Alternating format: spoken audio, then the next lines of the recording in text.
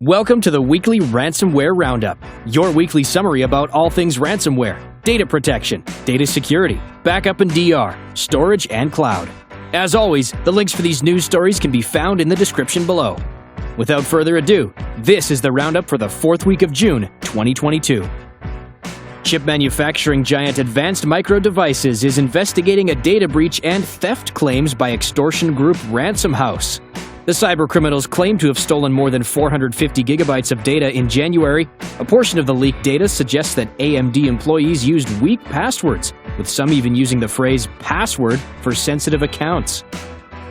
Researchers have identified new stealth malware dubbed Session Manager that threat actors have been using for the past 15 months to backdoor Microsoft Exchange servers belonging to government and military organizations. Session Manager poses as a legitimate module for Internet Information Services and responds to specifically crafted HTTP requests sent by the operator, instructing the server to collect emails, harvest credentials, and deliver additional payloads. Norway's National Security Authority confirmed that a DDoS attack took down some of the country's most important websites and services. A DDoS attack is a type of cyber attack that attempts to overwhelm host servers by sending constant requests. The attacks were aimed against large companies that offer essential services to the population.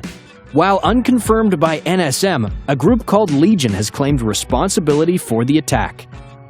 Experts have suggested that ransomware attacks target a business every 11 seconds.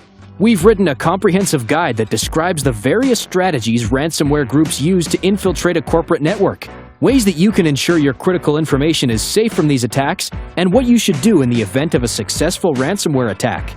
Find the link in the description. Reports have confirmed that the AstraLocker ransomware strain has released a second version built on the smash and grab principle.